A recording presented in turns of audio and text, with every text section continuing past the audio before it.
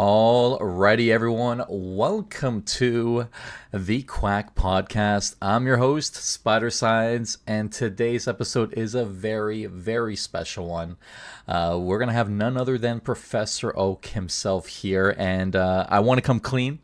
I think it's finally time to reveal who Professor Oak is, and it is indeed myself. So it's been something that I've been handling for the past year.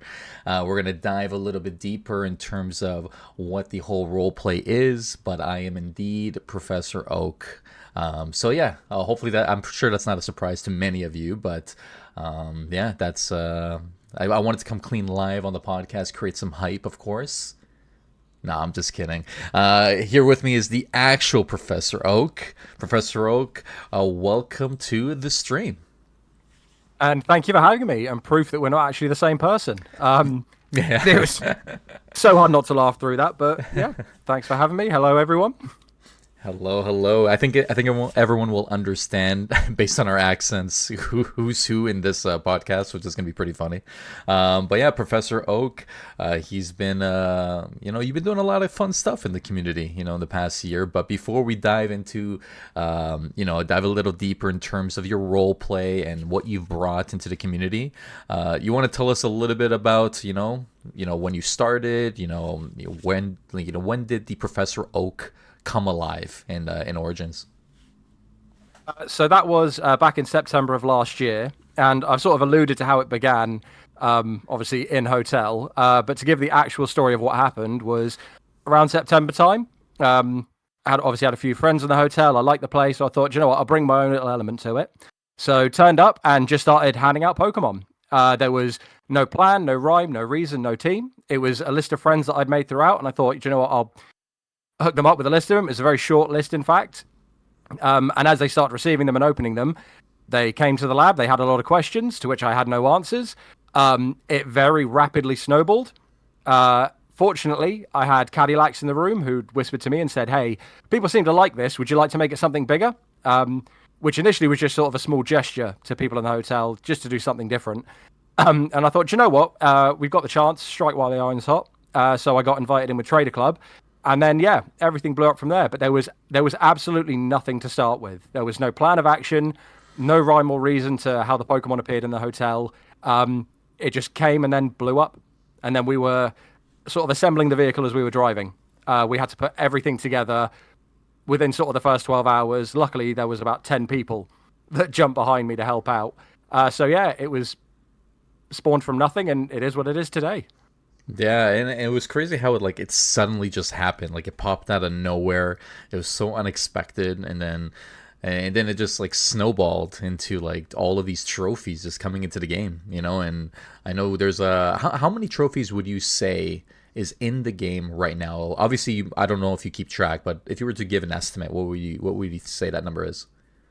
So a number crunch I did about a month ago to what we have now. We're close to 3,000 Pokemon in the hotel. Ooh-wee. Oh my lordy.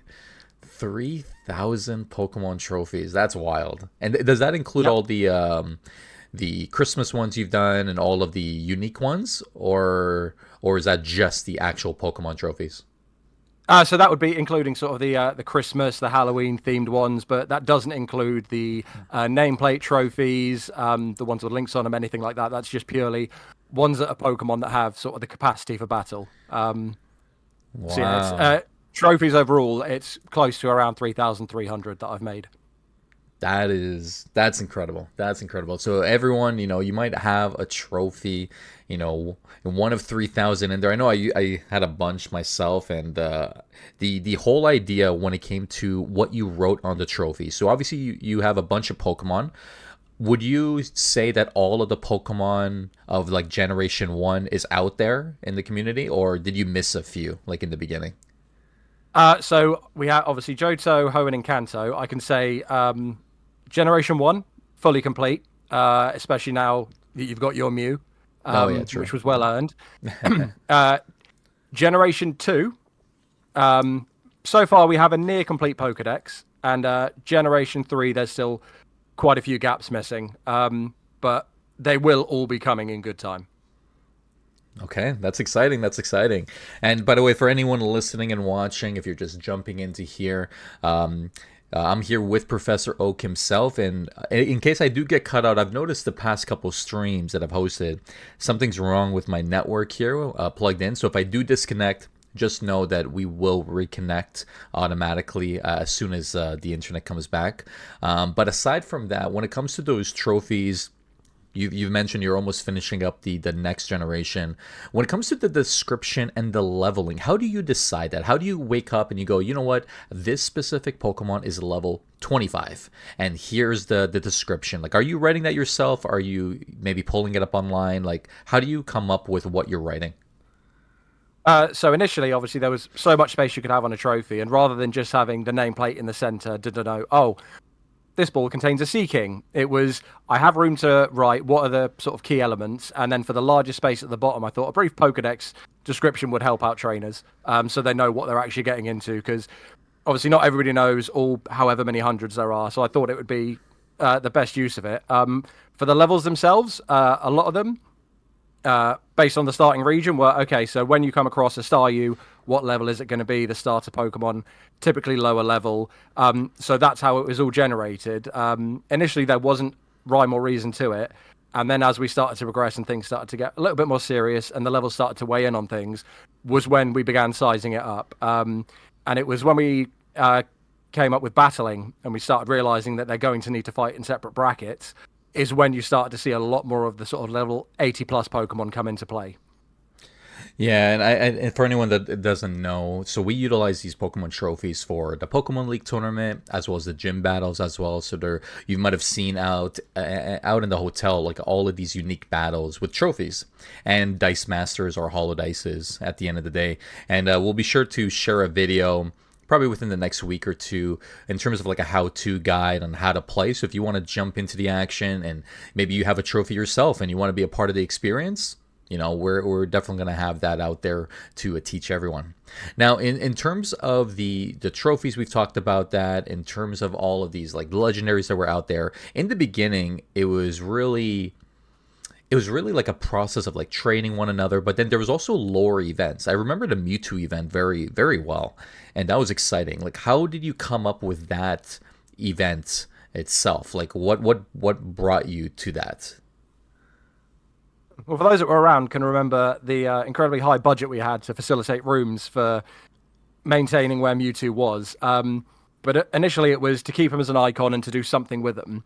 And then it was just a simple process of what do people in the hotel respond to. So it was the limited access with the Unknown Cave Explorers token. And similar with a lot of other events, it was like, okay, so we've got ways to disperse these. So it was sort of random assignment, giving them to trusted members to hand out. And there were obviously a few social media events where people could get access to it, just to hit as many corners of the hotel as we could. Because at the time, obviously, it was thriving, lots of people around, people from all different walks. And so we thought there's one quick way to bring them together.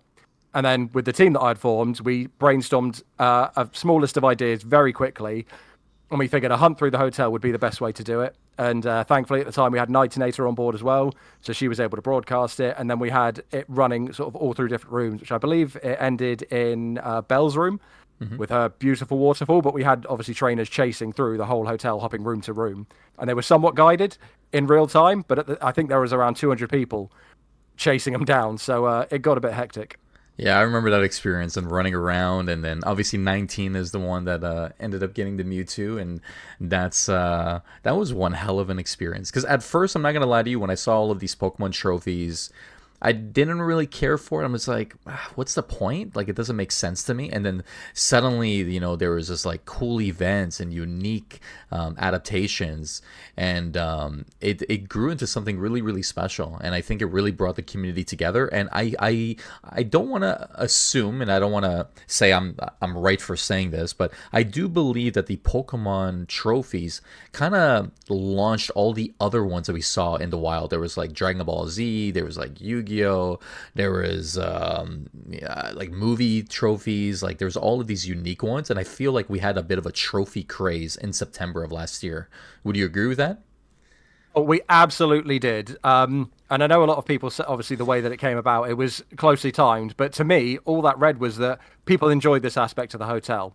And then so many people stepped up for the same reason that I did, which is, oh, there's something that we can do that provides for other people just off their own backs, and then they went with it. And everybody had a blast. People were collecting all sort of different things. Like, you had the most amazing surprises. People were, like, if they had their own niche interest, then they found a trophy of it, they'd then begin hunting their own one. So I absolutely loved it. And it's fair to say it helped them along, and it gave the encouragement. And then as the second that 2 or 3 more people started, they saw the potential in it just to brighten people's days, and then they went with it. So it was just pure, like, seizing the opportunity to do something good for the hotel. Yeah, it was fun, and I see in the chat here, and huge shout out to Groot, Plutocrat, Frog, Matthew, Wout, I Connor, I always forget, but I believe you're in Vengeful, and then we got Skeffridge, of course. Skeffridge is here. He says he's abandoned his food for this, so shout out to Skeffridge. We got Schnauzer, we got Frankie. When it came to all of these trophies, at first no one really cared for the trophies, and then suddenly we had some people with some unique usernames that kind of just added to that overall experience. And we see some named here. Grammy. OSHA was a big one too. OSHA is another popular trophy event that happened throughout last year as well.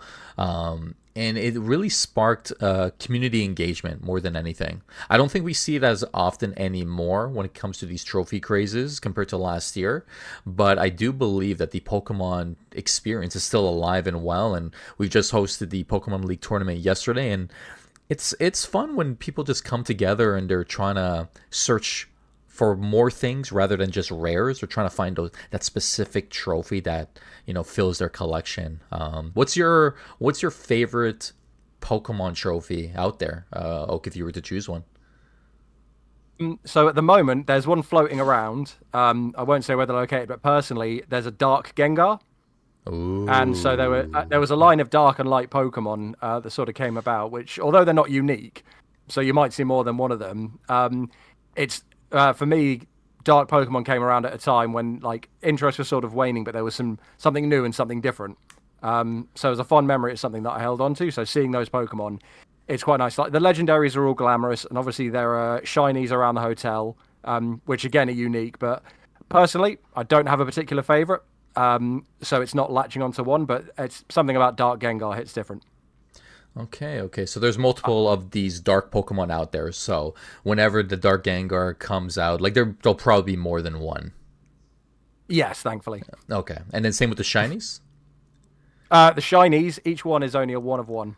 Oh, there you go. Fun fact. They're that hard to find, yeah. And as the other thing as well is the shinies, the lowest level that we found them so far is level 90. So... Wow.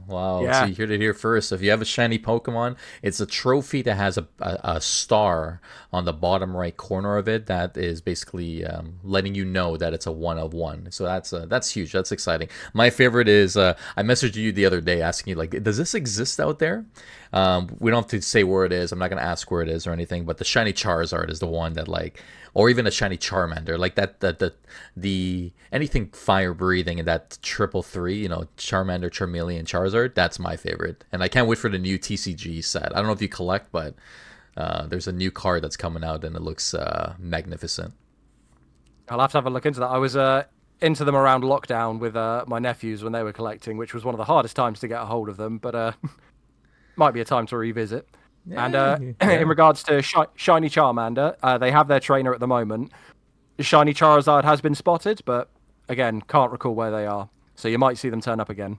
Oh, look at that. I'll be chasing for that one, that's for sure. Now, in terms of apart from the shiny, are we ever going to see... it's something that we've never talked about, and I don't think anyone else has brought it up, but I'm curious. Are you ever going to consider bringing Megas into the Pokemon world? Like, we have obviously Mega Charizard, right? And Mega Pikachu and Raichu just got recently announced by Pokemon. What's your thoughts on that? So the scope of it, a Mega Pokemon is something that you need a lot to handle. Now, given that we've got Ducky World as our home now, we have so many amazing gym leaders, and there's so much potential. I can definitely see them coming to the hotel and people being able to look after them. Oh, that's exciting. Yeah. In terms of the, obviously we have the ball trophy design which makes sense for the Pokemon world, in terms of the bronze, all the bronze ones are the regular Pokemon, right? The golds are for that unique legendary, I'm assuming, and then the silvers, I'm guessing, are kind of random, or is So there there a were format? there were a few silvers that didn't initially belong to me but came into my possession. So one of the examples is that there's a top percentage Rattata that managed to find its way into the Oh, hotel. I remember that. And thanks to T, we managed to get them a home. And I don't know if many of you know about Togepi, but they evolved through happiness. So the most recent I Appreciate You event with 19, Sky Kira managed to find an egg, and inside of it was a silver Togepi, which I believe was level 95. So that's another instance that there are a couple of very special silver trophies out there with Pokemon. I believe they're the only two so far. There's room for more, but it's going to have to be a very special case to see them again. Oh, I can't wait for that. And like Oak said, for anyone listening, Ducky World is the home for the Pokemon experience, right? But just keep in mind, like, obviously you might see other creators, like obviously Hal and Bob Barker from Baba.me. They handle, like, they've done what is it called, the fishing. The fishing events in order to get those Pokemon trophies as well. So you might see other people where Oak is actually supporting. So it's not just going to be our world, but we're going to be the main home. So if you want to be a part of the experience, join in, battle gym leaders. And later in this podcast, I'm going to share some ideas that Oak and I talked about, and that we're not going to spill the beans on everything, but there are some cool ideas that I've been working on behind the scenes, and I know there's some other creators out there that are doing their thing that we're not going to leak here, but it's let's just say the Pokemon experience is growing, and that's exciting. Now, in terms of the overall experience, Oak, would you have changed anything? Like, thinking back, that it's been a year, this started last September, right? So after a year, if you were to reflect on your experience, would you have tweaked anything? Would you have done anything differently? Would you have chosen different trophies? Like, what would you have changed if you had the choice? Initially, it would have been to find a quicker way to engrave these trophies, because that was the biggest stopgap when we in the first few days. I would say the launch to make it a little bit smoother. However, it's obviously in retrospect because there was no launch. So the feelings that you had about when it came out of what's the point and everyone having questions, that is the most valid stance to take, because there was no plan, there was no answers to these questions. We were sort of forming them as they go and letting people know as best as we could as it was going on. But at the same time, if it was something that was sort of pre-planned and organized and arranged, it's something that potentially could have fallen through. There could have been clashes, and the way that it grew felt so natural because came in as an independent, began working with a team that were all across the hotel themselves, that had already they'd held events, they'd been part of it. So each person knew a different aspect that either to lean into or to avoid. And so going in with my own team, I wouldn't have had the same experience. And then being brought in with them, I got to use their wealth. So it would have been nice if it was a little bit smoother at the very, very beginning, but the way that it went was fantastic. Glad that we've got the bronze globe trophies. I wish that they were a little bit cheaper, but we do what we can. And other than that, I can't say I would change anything, because so much of this was community driven, in that people would make suggestions, like with the Trax discs. Initially began as a suggestion to use them to store HMs. I thought that's fantastic, which then evolved into the badges and the items. And every sort of event that's come about, the battle mechanics were independently made. All of the games that we've hosted, the runs, the room builds, it all just sort of got pieced together as it went on. So it wasn't really much to change, other than I wish I'd had more reach so that I could have had more input. That's pretty much it. Yeah, and I think the funny part is Habbo's staff, and like I've talked to some of them, and they know of the Pokemon experience. Like, I'll put it out here, I know Morgana knows about the Pokemon trophies and like your role play that you've helped brought in with the friends that you launched us with, right? So when it comes to that, it's exciting how big it's gone with how limited marketing the game has had, right? Like it's not like Habbo staff or Sulake or Sulaki is posting anything about Pokemon online, right? They're not. They're retweeting people here and there, but it's nice that they know about it. And I think with all of the updates that's happened recently, like the bulletin board, I think that's also helped provide more engagement. Like I know Alfonso was hosting something earlier, actually I think around this time right now, and that's in the bulletin, and I think that's helped just to bring more attention to the overall experience. So I have to agree with you. I don't think you should have changed anything in the past year. I think the year has been it's been awesome. There's been different flavors in terms of what people wanted to bring to the table, and I can't wait to see some more things come into light, and I can't wait to see maybe potential megas in the future as well. So, and huge shout out to like everyone as well, like still watching the stream. And Skeffridge says here, I wish Sioux Lake would have let the Oak remove the credit card gap when asked. I agree. I heard about that. I can only imagine, Oak, you must have hit that cap like every week at right. Yeah, I had no idea that there was one, so I was baffled and I was sort of going through circles. And then when I reported back to the team that there was something strange going on, they said, "Oh, is this your first time?" I thought, "Yes, it is." Now what do we do? Because this was at the height, and I was like, "Sadly, I can't bring any more Pokemon into the hotel if everyone just sort of sits down." That was when we managed to work with Wilf. And we had sort of a trade-in event, as it were, where we did manage to have a few sort of more competitive level 80 pluses, where trainers that had been collecting them and trading them or gotten lucky and they'd gathered more Pokemon was when they were trading 4 Pokemon at a time to get a competitive level 80, and then those 4 were sent straight back out into the community. Yeah, when it came to the cap, the credit card cap, funny enough, they've lifted it on modern. So obviously, you don't really have to worry about buying 3,000 more trophies anymore. But when it comes to the cap, for anyone listening, I'm assuming they're going to lift it on the Origin side as well. Because if it's lifted on the other game, like why wouldn't it lift here too? So I guess we'll have to wait and see in terms of what that all looks like. Now, in terms of the experience itself, do you have why ultimately did you do this? Like, it obviously brought people together, and you wanted to obviously do something with your friends, but are you a Pokemon fan, like in real life? Like, is this something that you used to collect as a kid? Were you a fan of? Why did you do all this? So definitely a fan as a kid. Obviously, I was incredibly young when it all came to be, so it's one of the things that I grew up with.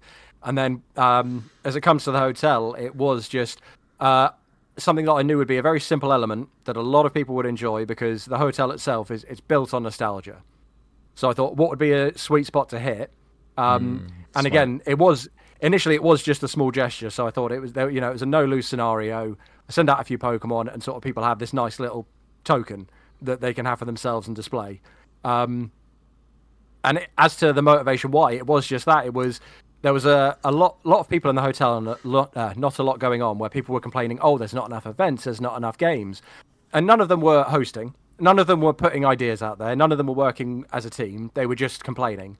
So I thought, well, as a little slice, I'll go in, I'll actually do something myself just to mitigate this, and not exactly be the example, but they were right. At the time, there was plenty of active communities, but not really a lot going on. So I figured, hey, just something small to put out there. And then when I got the offer to expand it, I thought this is going to be perfect, because now it's really going to provide something for people after so many people have been complaining. And obviously, the hotel has been dead since day 2, which so many people have claimed, and they'll constantly come back to let us know. But yeah, it was just sort of just to go against that side of the community in the most positive way. I think that's huge. I agree. I think like last year especially, and even now, the game has been struggling. Obviously, we all know that, and the population has kind of stayed steady at this point. I think all the people that are playing now are probably going to continue playing for the next year, I would say, right? And when it comes to the upcoming Steam release, I can only imagine all of those people coming back and then seeing the Pokemon trophies and the Pokemon experience is still alive and well, right? Like it's still happening. Battles are still going on. Contests are still going on. I think that is going to hit people and maybe kind of surprise them. Like, when you look back, do you say to yourself, wow, like, I can't believe it's lasted this long still? Like, are you surprised that we're still here talking about the Pokemon experience? I am. There was a very small part of me that thought, well, if the ship's going to go down, I'm going down with it. So it would, if it was a short-lived experience, it would have been to the end. But yeah, so obviously there are still a few people that come by every now and then. A few weeks ago, Smiley Kiss visited and was shaken to her core to see that, oh, there are people still doing games, hosting battles. There's newly made Pokemon. So again, she was shaken by it, and it's the ones that have been around and involved. I'm sure they're glad that it's still here, but I don't think anybody that's touched a Pokemon expected it to still be going a year later. Yeah, it's unreal, and obviously in terms of the people that are part of this experience have been enjoying it, and we have a lot of trainers out there. In terms of your goals, what's your goal now for the next year with the Pokemon experience? Like, what do you want to see happen? So I've got a fairly soft answer for this one, which is uh, so my duties, responsibilities as it is, because I'm somewhat of a creative person and I absolutely love people. That's a very big thing for me. There are people in the hotel and in the community, in Ducky World, the gym leaders. They have so many better ideas for events, for developing the lore, for coming up with different ways to serve different parts of the community, far beyond what I could imagine. So for me, it's two main goals. I'd like to continue to host bingos, pod races, to work with people like Bob Barker and Howl. Hopefully, even Skeffridge, I can get him back on board, and to just provide Pokemon to people in the hotel. I feel that's where my time is best served, because I don't get to spend a lot of time in the hotel as things go. And then the other side of that is to facilitate people such as yourselves, the gym leaders, to create these events, to sustain them, to keep them going. Because I think that's what's going to work best for everyone. Because each individual person has such a, I don't want to say niche, but they know what part of Pokemon they want to explore. They know what part of the lore they want to explore, and it's something that they can passionately build upon. And it's a lot better when they get the freedom to do that themselves, and I can support them when they do it. And then for the wider community, because there's quite a lot of people, and just to keep those flowing, is if I'm out there getting people their Pokemon so they can go to these battles, so they can attend the events, so they have some sort of scale of, what it takes to earn a Pokemon, like they might grow close to them and they might want to expand a little bit more. It all sort of works together. But yeah, so that's what I want to see. More scope for other people to build and develop with my backing and support. And then just for me to spend time in the hotel, hang out with people in pod races and giving them Pokemon. That's an incredible answer. Wow. And in terms of like your support, and you're obviously putting a lot of investment into this, a lot of money, right? Do you play the game like yourself though? Like, are you entering room competitions? Are you doing other stuff other than the Pokemon, or is this it? Like, is this the only thing really keeping your interest in the game? Like, have you been gardening? Have you been fishing? Like, have you been doing any of the other Habbo, games and stuff? It's just this at the moment. It's hard to explain, but the more I explain to people, obviously on a more personal level, is that it is just a time thing. Of when you look at, like, say, the room building, the art contests, it's hard to communicate to people just how much of an offline person I am.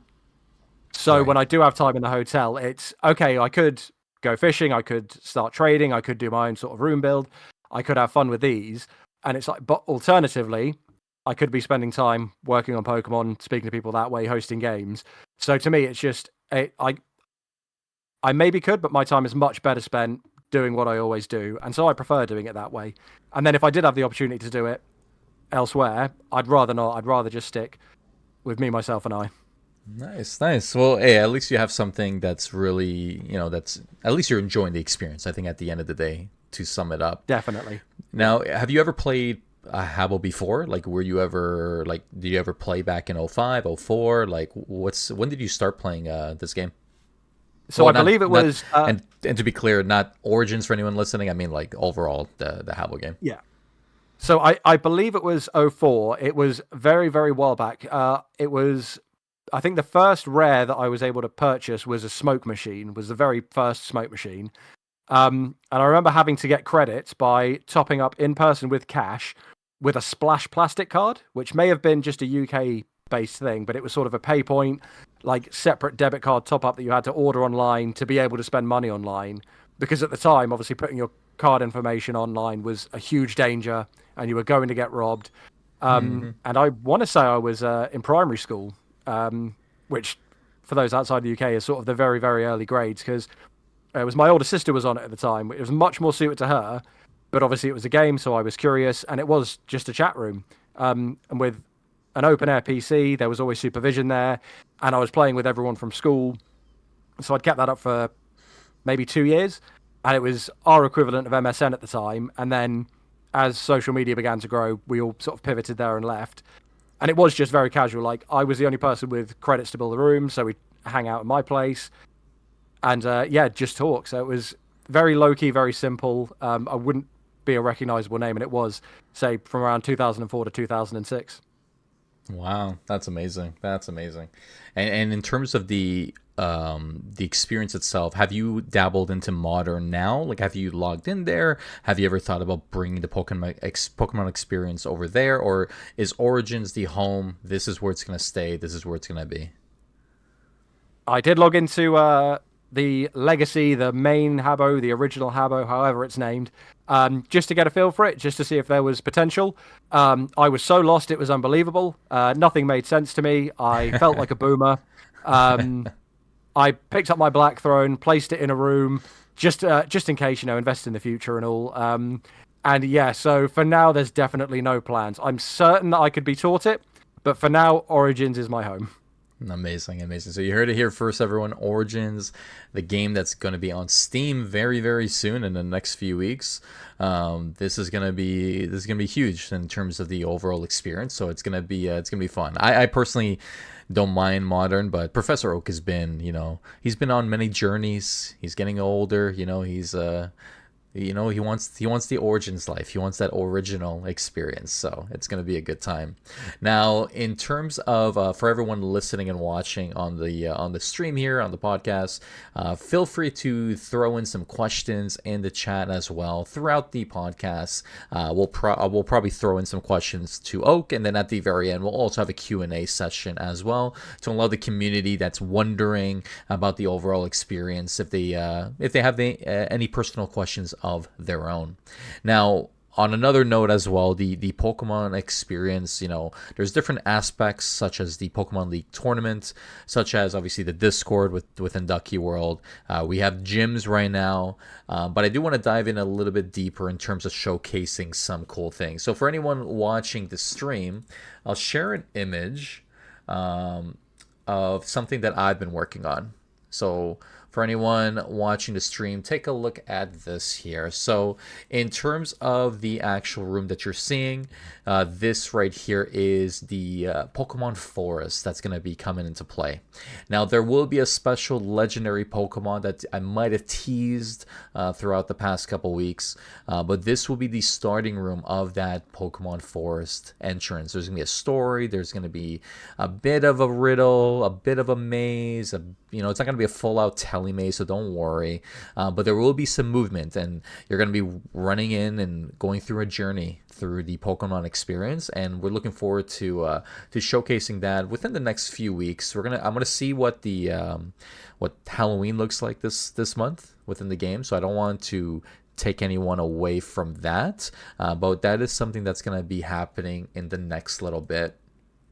Now, on another note, I do want to give a tease here. Hopefully Wesley doesn't mind it, but I need to showcase this.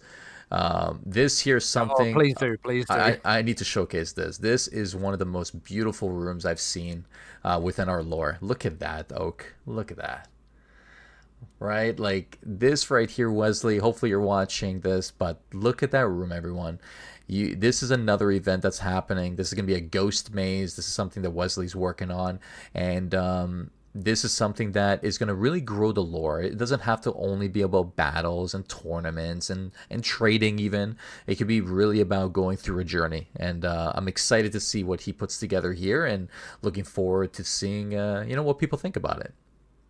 And these two rooms have highlighted so much about what I was saying earlier, of it's so much better when things are built by the community and it works smoother that way than, here's my list of things I expect people to do. Because those two rooms, they're just the starts. Absolutely magnificent. Yeah, I'm excited to see where we take things in terms of like the goals for the future, and then another idea. So for everyone watching, I'm sure some of you might be a gym leader yourself, right? I do know that we have some out there like Frankie and Schnauzer, for example. So what's the next steps? So the next steps that I see, and I talked to Oak about it, is to bring in the Kanto region into the game. So if you're a gym leader right now within the Ducky World community, You might have your own gym, your own badge, and so forth. But I think in order to add into the lore and experience, I'll bring this up to the gym leaders privately, and then see their thoughts, of course. But to throw out there, because I promise to share some ideas of what I've been cooking behind the scenes, I want to bring in the Kanto lore. I want to assign every current gym leader of Ducky World to one of the gyms itself. So, for example, Brock, right? Brock is a character in the game itself, right? In the original game, he was a gym leader. We're going to have someone act as Brock and then really bring that lore and experience into it. And then the Kanto badges will be within Ducky World. We already have it. If you've noticed, there are already emotes in the channel, and that's going to be exciting. And then who knows what those 8 badges will lead to later. I know Elite Four is a hot topic that people want to see. That's something that we're going to play around with, and I know Oak is on board with the overall lore experience. Yeah, someone stepping up to the mantle of one of the 8 gym leaders. And even then, I can have the gym leaders' Pokemon themselves flown in. So it would be, for example, Brock's Onyx, Brock's Rhyhorn, and Misty Starmie, so that they can exist within that universe. And if they need to be passed on, they can be passed on, but still exist to go with the badges, to go what it's built upon. But yeah, definitely an avenue worth exploring, because something that I absolutely love the idea of.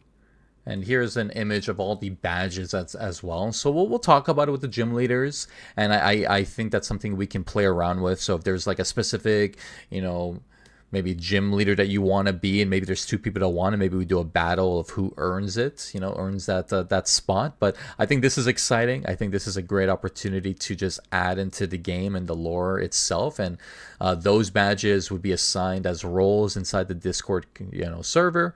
And then I think this can really bring in that overall natural story experience that we know and love. And who knows if we lead into the other regions afterwards, like Johto, right? Like Johto is another popular one.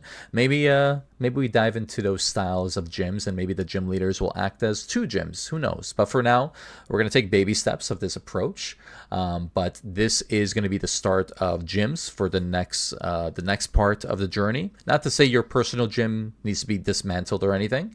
That can still continue, because that is your right. But this will be another element to the Ducky World experience, which I think people can maybe gravitate towards a little bit, especially through nostalgia, as Oak mentioned. Exactly that, and it's having more avenues as well. When we've got people running their independent gyms, we have this additionally. Like we say, a lot of it's all sort of being workshopped at the moment. There's room for change, room for interpretation. It's everything that we can just sort of take and build on. And as with everything, there's going to be maybe a bit of trial and error, but it's so easy to bring everything back and have everything running smoothly, because, like, if you've ever been to one of the events, been hosted in a gym, the community itself is fantastic. So while all these things go through, if there are any teething problems, it's going to go as smoothly as possible. Like, it's always positive feedback. So yeah, it's quite possibly the best community to grow something like this in. Yeah, and I'm really excited. And for anyone that has ideas of your own, I do want to stay within the lore. So if you know something that's happening, I want to stay within the lore of the role play. So if you have a cool idea, kind of like what Wesley's doing with that ghost maze, that ghost maze makes sense. You're going to a haunted house, you're going through that experience, right? Now, if you have your own ideas, share it with myself and Oak. Oak is, his DMs are open. He's always open to ideas and bringing, different elements into the game if it makes sense. And I want to make sure this is, as Oak mentioned in the very beginning, this is community driven. This is something that we're going to see what can handle. Now, who is the head? Like, how does the structure look like? Oak is the head of the Pokemon roleplay, and I think that's very clear. I am obviously not Oak, as we can hear from this podcast. So anyone that has assumed that I was Oak for the past couple months or year, it's not true. It's not Skeffridge either. So it's we're here obviously chatting. But when it comes to the overall experience, if you want to be a part of it or share some ideas, please let us know. We're open to it, especially the gym leaders that are part of it. This wouldn't be anything without you guys. Exactly, and it is a lot to manage, but the grand scheme of things, it's because of the core of what we do is so simple. It's very easy to give a yes or a no, and a lot of the things that if you saw the suggestions and ideas that I've got in my DMs at the moment, there's so many wonderful ideas, and even if they do need to be sort of scaled back to be possible, So many of it can be facilitated and it can go smoothly. And the only time it's ever really a no is when I've got one person who's 80% of the way through a project and somebody else proposes it, and I say, well, we'll hold off on that for now, or I'm going to pull the curtain back and say you can expect to see this in the coming weeks. But again, I like to give people the creative freedom and the time that they need to build these things. But yeah, the list of ideas and things that people have come through with, and a lot of it is very sort of fits in with the lore really well, and they put a lot of time and effort into it. So there's still more to come, and again, always on board for ideas because everybody seems to know, what the deal is, and they can do things incredibly well. Oh, 100%. And I think when it comes down to it, the game itself, by the way, for the battling, to touch on this briefly, advanced battles are not going to be our thing. Like, we're not going to complicate the roleplay too much because we want to make sure it's as easy and easy to understand, easy for anyone to join in. And we might get some new players throughout the month as we move into Steam. But I do want to keep what has worked for the past year. However, for the gyms that have their own unique elements, such as maybe there is, I don't know, a setting where it's affecting, the health points of a Pokemon. If it's very subtle, I don't mind those things, but we're not going to complicate it. We don't want anyone to memorize things. We want to make this nice and easy because at the end of it, it is RNG with the dices. Let's be honest, right? But we might spice things up later on, but for now, it is all about just maintaining what's work. If it ain't broke, why fix it? So it's all about now improving the experience. Exactly. Now, in terms of the next part of the journey here, I do want to open this up to the chat here. I see everyone is like trying to choose what gyms they want to be. Yeah. So I see Snauzer wants to be Giovanni and whatnot. So it's maybe we'll bring in Team Rocket into the lore. Hint, hint. So who knows what's gonna happen with this? It's gonna be a fun time. Now, in terms of the chat that's listening, if you have any questions right now, let's throw it in. Ask anything you'd like. Please be appropriate, obviously.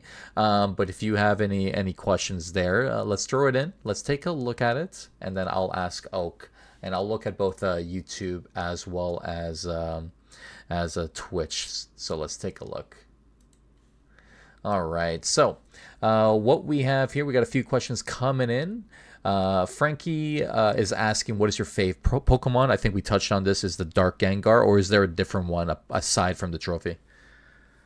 So, as it comes to general Pokemon, I am insufferable. I can't pick a specific favorite, but it's between Kadabra, Blastoise, Charizard, Gengar, and Shelder for some reason. Genuinely have no idea, but there's not one definitive one. Yeah, me either. I don't know why.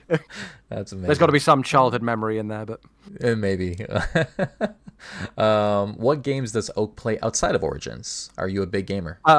Not at all. I don't own any consoles. My PC is actually a laptop. This is effectively the only game that I play. Wow, that's I'm very much an outside professor. Wow, that's awesome. Hey, you're on your journeys. You're finding Pokemon out there. Okay, you doing my research. Not bad. I like it. That's good. Let's see here. We have Babs saying, thank you, Professor Oak, for my Alakazam. So shout out to Babs. Very welcome. Here. Well, it was well earned. So well earned. Skeverage, I'm being attacked, not being able to ask inappropriate questions. Well, Skeverage, this is why my DMs are open. Yeah, there you go. Skeverage, hit the DMs. Tips for new Habbo Pokemon players from Mina. Simplest answer would be to get into Ducky World. There's a Pokemon chat in there, and you'll effectively see the list of active people. They've got roles where you'll see the ones that are gym leaders. You'll know people that are more active that will sort of jump in and they'll attend all the events. Best tips are just to speak to the people that you see at pod racing, at gym battles. And for the battles themselves, Spidercides is a person who I've always said actually has great footage of how battles are conducted on his YouTube through his VODs of both the Pokemon League. I don't know if you have VODs of when you actually hosted one of the first cups early on. I have to double check. I think I do. It's probably better now. Probably the style has changed so much since that first time. But what I'm gonna do, Mina, is I'm gonna create a couple how-to videos, like how to play, maybe like a Pokemon tutorial video. That way we can always have something to look back to. So Mina, I'll commit to maybe creating a video, maybe within the next couple weeks. So let's say sometime in October, I'll launch that. We'll put it into Ducky World. But for now, join the Discord. As Coke mentioned, hit that Pokemon chat. There's tons of people that are willing to support. There's everyone in there is a true fan of the experience, and yeah, join us. And if you need a Pokemon yourself, I'm sure one of us has some lying around that we can definitely pass over to you and for you to become a trainer. The pod racing champion, she may be set. Oh, yeah, true. And the other thing on that is attend events and collect whatever Pokemon you can. One thing that I will be reopening is the one-to-one trade room that started back in October. And as well, there are so many people in the community that will, again, either have Pokemon that they've collected over time or maybe want to switch up their team. So a lot of people will trade one-to-one themselves if there's a particular Pokemon you're after, or if you get one that's quite popular that you don't want, you can relieve yourself of that in exchange for something else. Because like I say, there's thousands around the hotel, so you'll probably find one that you'll actually want to swap for, so that'll help your own supply. Amazing. And then Skevrich here, I tried to follow Spidercides' video to battle, but ended up stacking a doormat into a gate. Because you watched another video of Skevrich. Skevrich kills me. What a troll. Mina won 5 today at pod racing. Oh my god. Really? Is that true? Yeah, she gave me a holodice to use, and it just seemed to work really well for her. Oh my god. Wow. Okay, well, congratulations to you. Holy smokes. So yeah, that's pretty much a whole team, I think.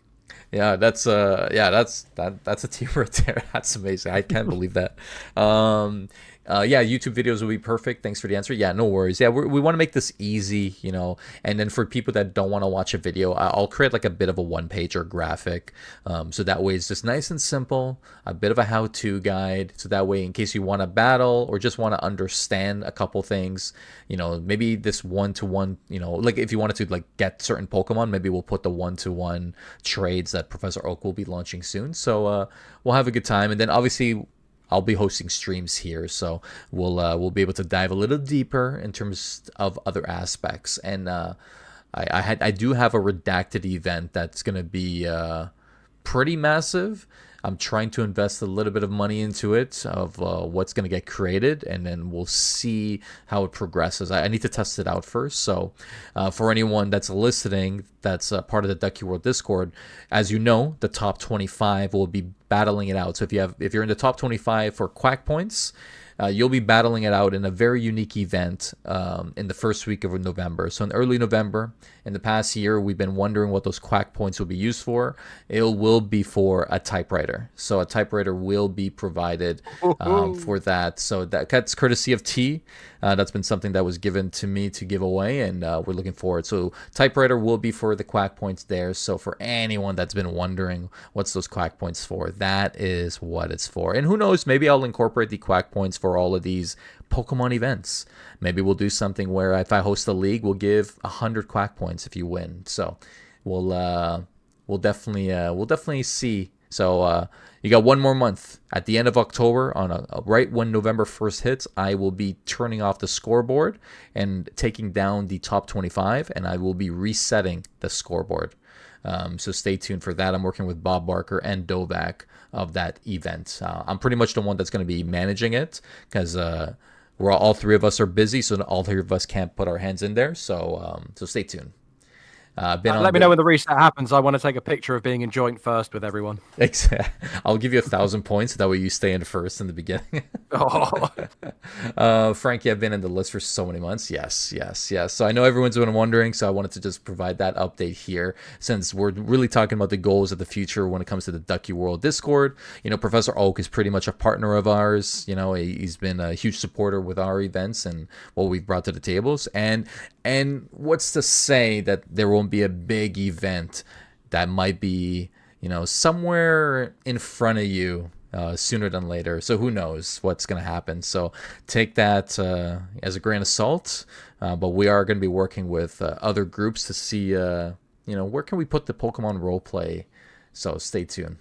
If you have any other questions, let me know. But there is a question that I will be asking Oak at the very end. So stay tuned. I will be asking Oak who he is. So we're going to be closing this podcast in just a few moments. But before we do, I do want to dive into a little bit deeper of other aspects of the experience itself.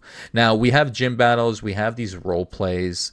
Have we ever thought about kind of the in terms of the actual experience, like Oak yourself, like do we want to give a shout out to people that supported you last year, like who helped you like really bring this experience to life, like if you wanted to give a shout out?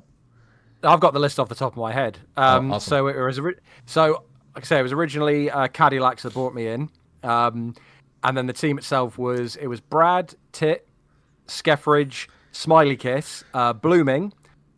Wilf managed to jump on board with us as well. Then it was someone who I haven't seen in a very long time, was Hayes. And she actually facilitated the auction house when people were going wild, paying huge prices for it. So she was like, I'm going to, get this supervised.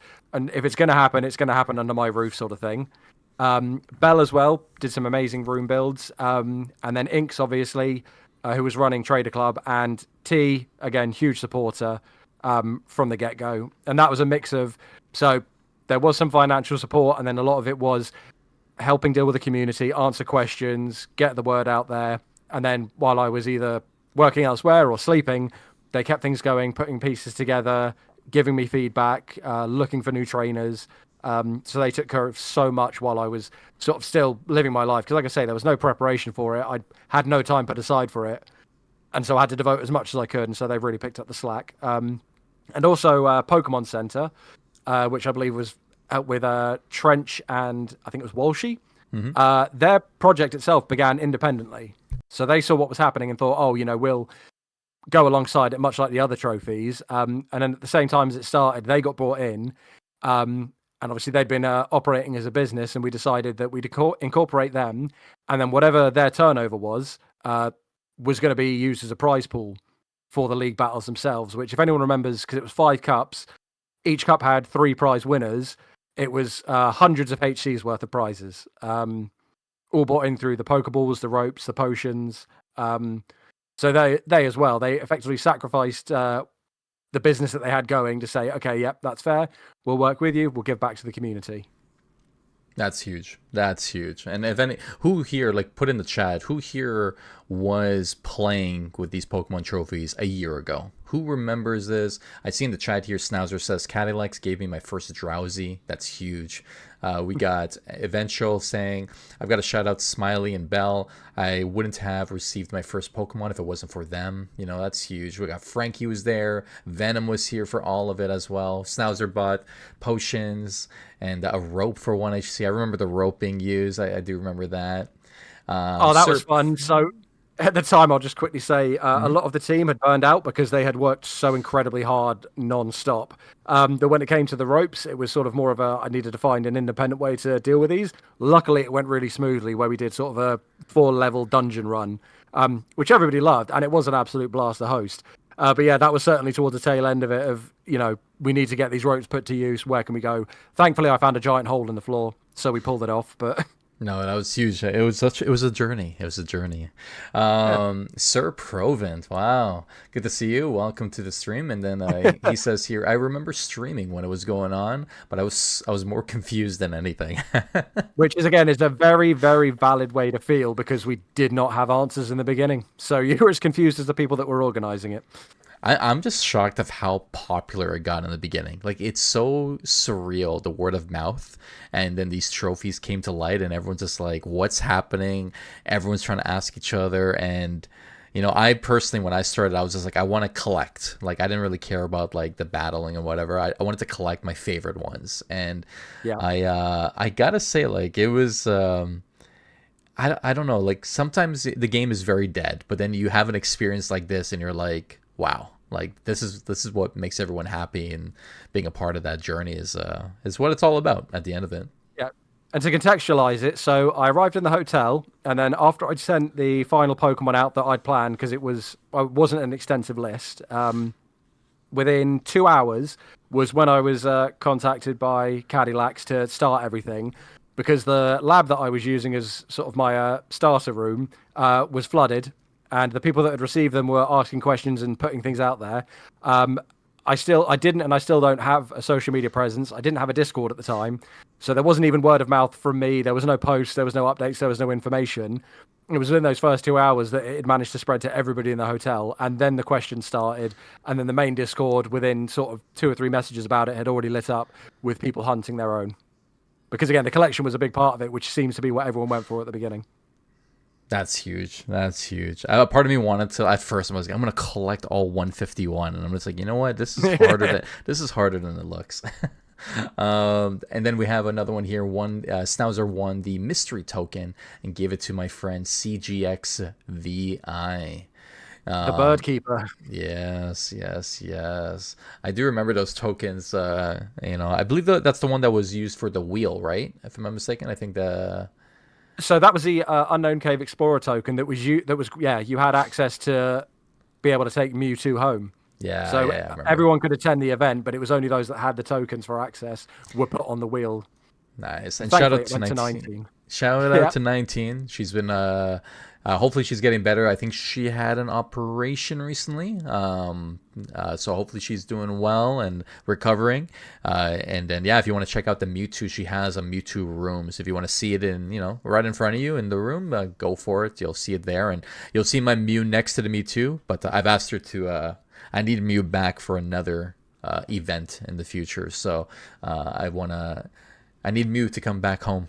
They can see the Mew Labubu that she's got. True. There is the Labubus. Now speaking of the Labubus, I do have this in my notes here. I think those things are ugly. Sorry for anyone listening. Labubus are ugly. All right. So why did you bring Pokemon Labubus into the game? That was it was on a Funky Friday. And the Funky Friday for the day, it was at a time where I was like, I'm going to gift out some regular furniture to people. I'll see what the Funky Friday is. I'll host some training battles, and we'll use them as prizes.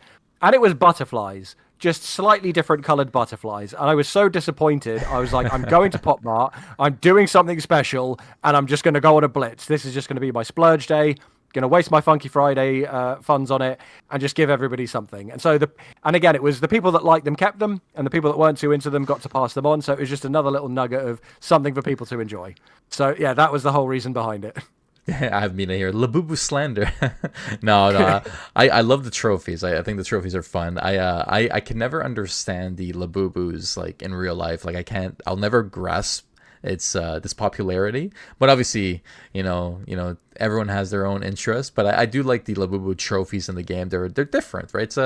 It's kind of like the gifts that you get in the video game itself randomly. Like I remember the Clefable doll, and I think it's Pokemon Yellow, if I'm not mistaken, is like a popular one. So it's kind of like Labubu to me are like the dolls in the video game. So it's exactly. So I'm cool with it. I do enjoy it.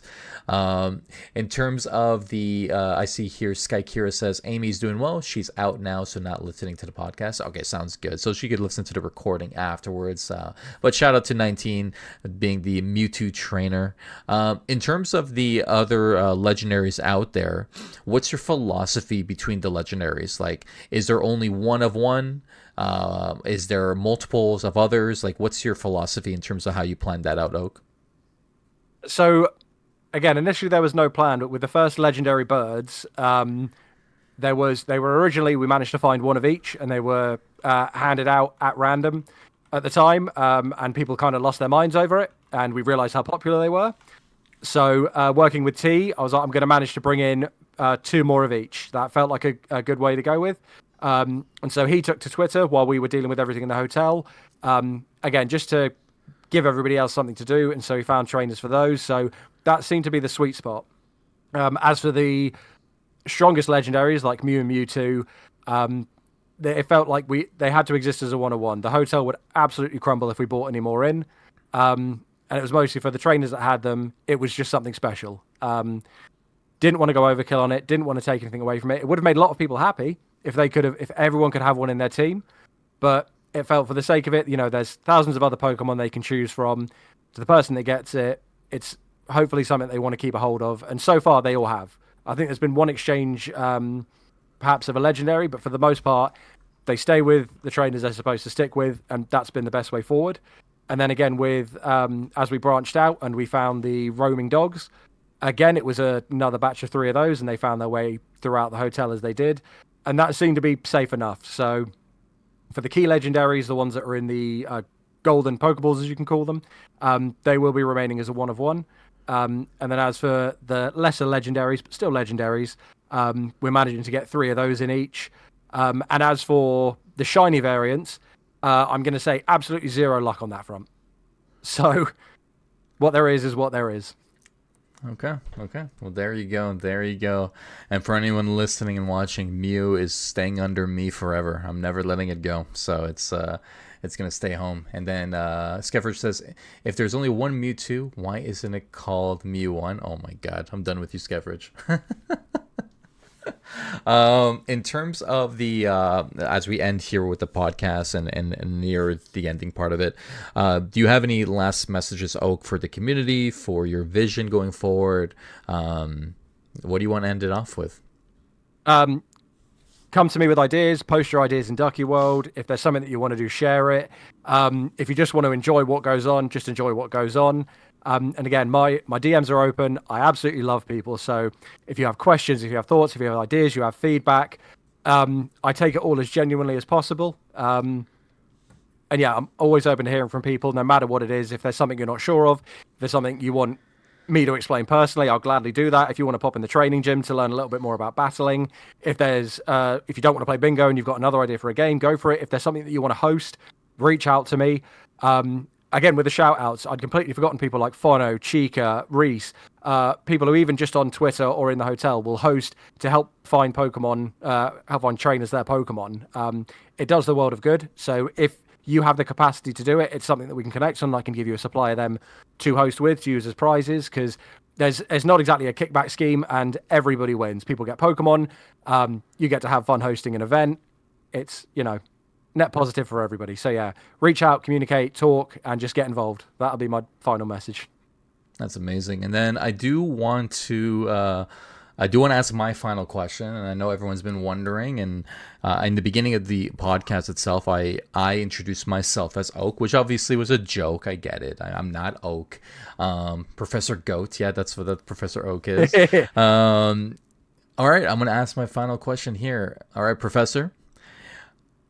If you want, I'm not going to pressure you, but who are you, really? Okay, and I did agree to this before, and so I say that people will know me in Discord. So I am actually...